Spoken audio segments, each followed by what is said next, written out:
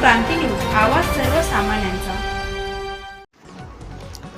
Nylon मांजा बाळगणाऱ्यावर सदोष मनुष्यवधाचा प्रयत्न, 5,39,000 रुपयाचा मुद्देमाल जप्त, उपविभागीय पोलीस अधिकारी यांच्या पथकाची कारवाई।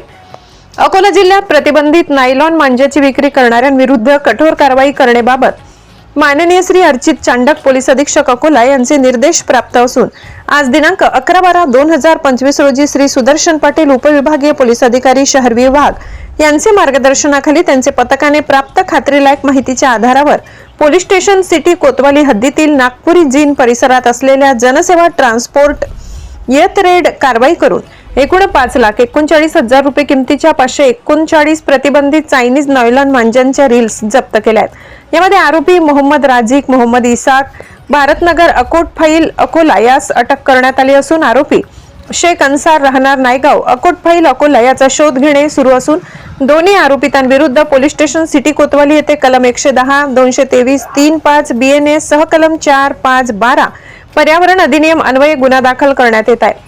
सदर कार्यवाही माननीय पोलीस अधीक्षक श्री अर्चित चांडक, अप्पर पोलीस अधीक्षक माननीय बी चंद्रकांत रेड्डी, उपविभागीय पोलीस अधिकारी सुदर्शन पाटील यांचे मार्गदर्शनाखाली पोलीस उपनिरीक्षक Ratnadeep Palaspagar, police head constable Anil Khadekar, Vinay Jadhav, Ravi Ghige, Sandeep Gunjal, police constable Shaikh Nadeem Praful Bangar यांनी पार पाडली।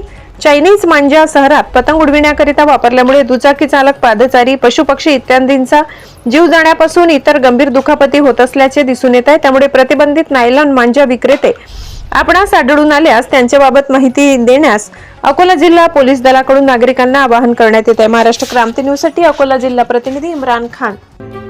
अशाच नवनवीन बातम्या पाहण्यासाठी आमच्या महाराष्ट्र क्रांती न्यूज या YouTube चॅनलला लाईक करा, सबस्क्राईब करा आणि बेल आयकॉनला प्रेस करा।